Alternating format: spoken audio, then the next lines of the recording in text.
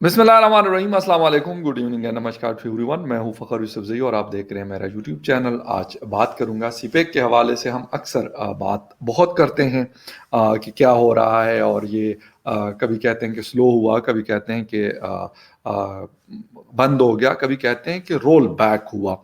क्या हुआ इसके साथ, और इसकी वजूहात क्या है, मतलब चाइना क्या कहता है इस वक्त, और इंटरनेशनल मीडिया में इसके हवाले से क्या खबरें आ रही है, यूएस न्यूज़ के हवाले से, एशिया टाइम्स की तरफ से, और बहुत सारी ऐसे ऑर्गेनाइजेशन है जो इसके ऊपर बड़ी ऑथेंटिक किस्म की रिपोर्टिंग करते हैं। और ऑन ग्राउंड यकीनन हम पाकिस्तान में मौजूद हैं एज ए जर्नलिस्ट, तो हम भी कोशिश करते हैं कि कोई इसके हवाले से जो भी खबर होती है वो आप लोगों के साथ शेयर करें।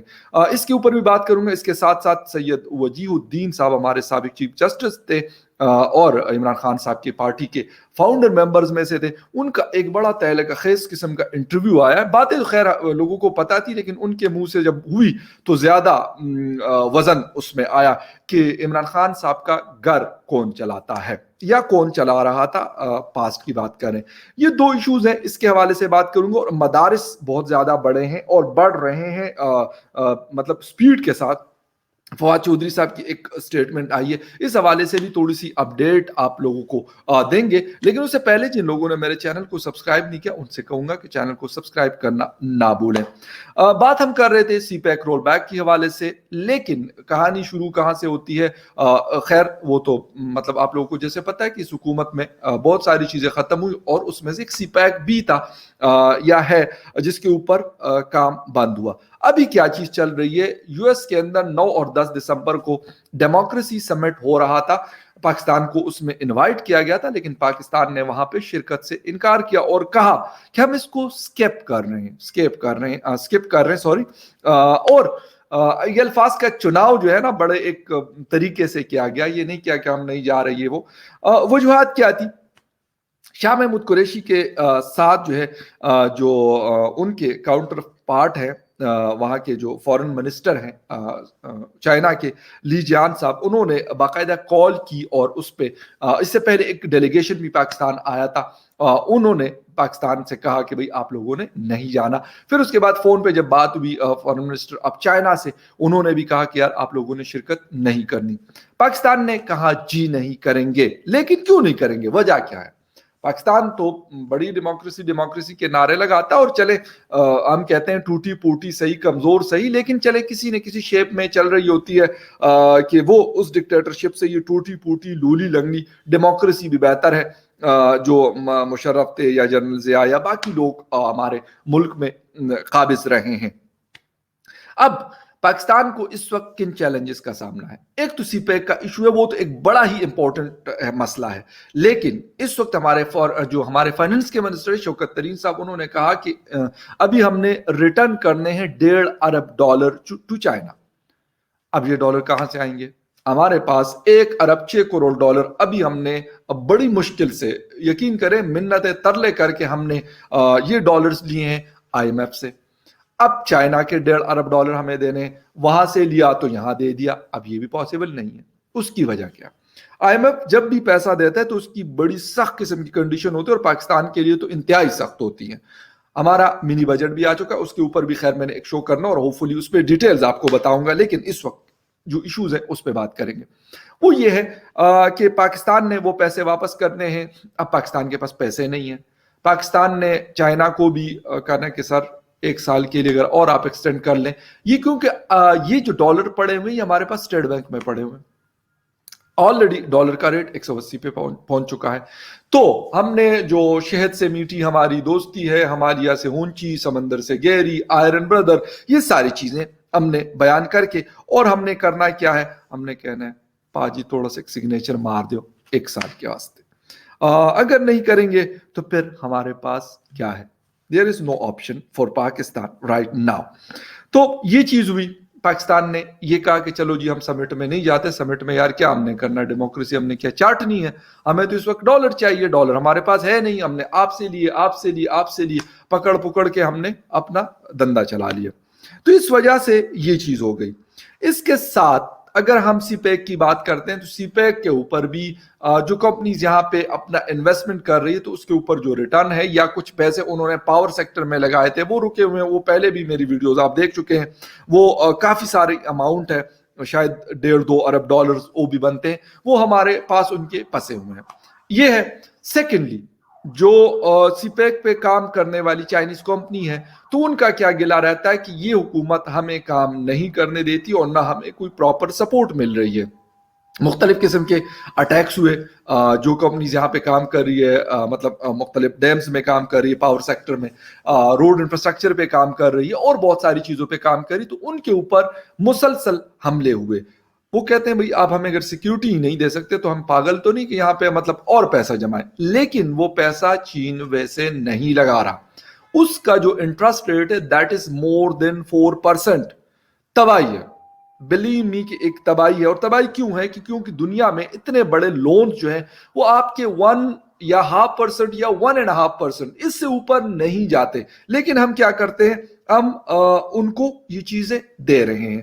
اب مسئلہ یہ ہے کہ سی پیک کا تو ہم نے کافی حد تک ان کا کام ہم نے کر دیا تمام, اور اب اگر وہ دوبارہ شروع ہوتا بھی ہے تو میرا اول تو خیال نہیں ہے کہ یہ پاسبل ہو سکے گا کہ یہ چیز شروع ہو سکے گی. لیکن ہم نے اس کی ٹوپی اس کے سر, اس کی ٹوپی اس کے سر والی گیم شروع کی. آئی ایم ایف سے لیا, سعودی عربیہ کو دے دیا, سعودی عربیہ سے لیا, چائنا کو دے دیا, چائنا سے لیا, دبئی کو دے دیا, دبئی سے لیا پتہ نہیں اور کس کو دے دیا. تو یہ پورا ایک یار مطلب ایک عجیب قسم کا نا گن چکر جس کو کہتے ہیں کہ وہ چل رہا ہے اس وقت پاکستان میں.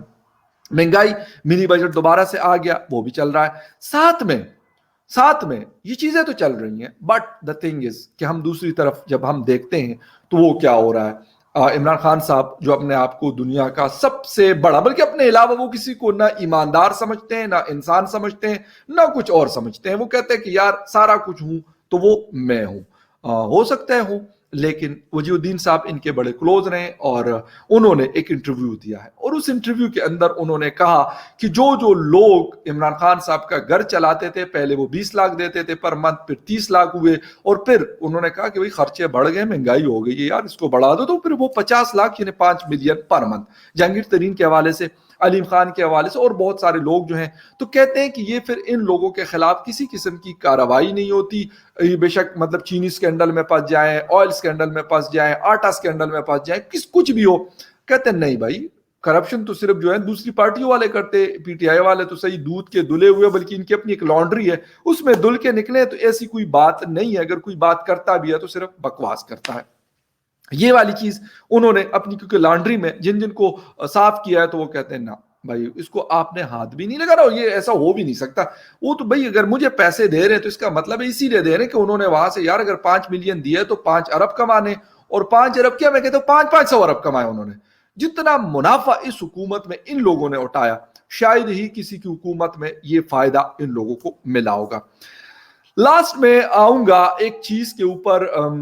فواد چودھری صاحب نے 2 باتیں کی. ایک تو انفارمیشن منسٹر ہمارے چوئی صاحب, انہوں نے ایک تو مدارس کے حوالے سے بات کی, سیکنڈلی انہوں نے فال آف ڈھاکہ کی بات کی. دونوں باتیں ان کی بڑی صحیح تھی, مطلب جنرل باتیں. انہوں نے ڈھاکہ کے حوالے سے جو بات کی, کہتے ہیں ہم نے اس وقت بھی انفارمیشن کو بلاک کر دیا, وہاں سے جو انٹرنیشنل کورسپونڈنٹ تھے ڈھاکہ سے ہم نے ان کو نکال دیا.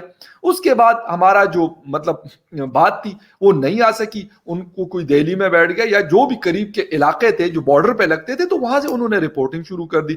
تو انہوں نے کہا کہ ہمارے پاس آج تک 50 سالوں میں کوئی ایسی چیز موجود نہیں کہ ہم کہیں کہ یار ہاں نہیں ایسا نہیں ایسا تھا, اور بات صحیح بھی ہے. اور جب بھی یہ مطلب چودھری صاحب کو یہ بھی پتا ہوگا کہ 1971 میں بھی یہ غلط تھا اور 2021 میں بھی یہ غلط ہے. بے شک آپ جو مرضی کہہ دیں, لیکن جب آپ فلو انفارمیشن کا روکتے ہیں اور آپ لوگوں کو تنگ کرتے ہیں کہ بھئی یہ جو ہے اگر ان کی یہ انفارمیشن مطلب چلی گئی یا کوئی خبر دے دی گئی تو اس سے پتہ نہیں کوئی دلم سے ساری چیزیں گر جائیں گی, کچھ نہیں ہوتا. لیکن اگر آپ اس کو بلاک کریں گے تو بالکل گر سکتا ہے, اور بنگلہ دیش جیسی اور چیزیں بھی ہو سکتی ہے, بنگلہ دیش جس طرح بنا اور بھی ہو سکتا ہے. انہوں نے بات کی کہ مدارس ہمارے پاکستان میں 900 مدرسے تھے 1975 میں. افغان وار یا سوویت یونین کا جو جنگ ہوئی اس کے بعد ہمارے پاس یہ تعداد جو ہے that is increase up to 36,000. کہاں 900 اور کہاں مطلب 36,000. اس پہ پہنچا اور وہ کہہ رہے ہیں کہ رائٹ ناؤ ان 2021 ہمارے پاس 26,000 جو ہمیں پتا ہے کہ یار یہ مدارس ہے اور اس میں ڈیلی بیسس پہ اضافہ ہو رہا ہے. اب مدارس بنانا ٹھیک ہے آپ بنائیں یار, لیکن وہ کرتے کیا ہیں؟ جیسے کہ آپ کو پتا ہے کہ وہ وہاں پہ اس قسم کی ذہن سازی کرتے ہیں کہ ہمیں پھر سیالکوٹ میں جو واقعہ ہوا سری لنکن مینیجر کا وہ نظر آتا ہے, ہمیں جو ہے مشعل خان جیسے جو لوگ ہیں ذہن سازی, حالانکہ وہ یونیورسٹی کے اسٹوڈنٹ تھے, وہ کسی مدرسے سے نہیں پڑھے ہوئے تھے, لیکن مائنڈ سیٹ کی میں بات کر رہا ہوں. یا تو اس قسم کے ٹیچرز بھی ہوتے ہیں جن کو ہم کہہ سکتے کہ مدرسہ چاپ ہوتے ہیں. میں یہ نہیں کہتا کہ یار مدرسے سارے غلط ہوں گے, لیکن سارے صحیح بھی نہیں ہیں. بہت سارے ہمارے مدارس جو ہیں ہم نے کشمیر میں جہاد کے نام پہ بنائے, ہم نے وہاں پہ ان لوگوں کو ٹریننگز دی اور وہاں پہ ہم نے لوگوں کو بھجوایا. کچھ ہم نے افغانستان کے لیے بنائے, افغانستان لوگ ہم اس کے ہماری ایک مطلب جسے کہتے ہیں نرسریز کا کام کرتی رہی, وہاں سے ہم بناتے تھے اور وہاں پہ بھجواتے رہے. جہاں جہاں پہ ضرورت ہوئی تو ہم نے ان کو استعمال کیا, لیکن اب وہ چیز نہیں رہی. کشمیر میں اگر ہم بیچتے ہیں تو کشمیر والوں نے تو مطلب کچھ کرنا ہے نہیں کرنا, لیکن انڈیا نے جو ڈنڈا دیا وہ ایسا ہے کہ اس پہ مطلب جسے کہتے ہیں نا وہ FATF سے آپ کے اسکرو سٹارٹ کروا لیتا, ان کو کچھ کرنے کی ضرورت نہیں ہے. ٹھیک ہے, بارڈر کو ایک تو فینسنگ کر دی انہوں نے, وہ بھی سختی کر دی, اور ساتھ میں انہوں نے کہا کہ بیٹا ٹھیک ہے آپ بھیجیں گے, ہم آپ کو ادھر سے ایسا مطلب ماریں گے کہ آپ یاد کریں گے. اور انہوں نے کیا, وہ چیز انہوں نے ایسی کر دی, تو ہماری وہ والی پلاننگ جو تھی وہ بھی کمزور ہو گئی. اب افغانستان میں بھی اب طالبان کی حکومت آ گئی, اب ہم بھیجیں گے کہاں پر؟ اب کوئی نئی جگہ تو ایسی ہے نہیں. اب ایران ہے, ایران تو بڑی سختی کرتا ہے, وہ تو جانے نہیں دیتا, وہ کہتا ہے ذرا کر کے دیکھو.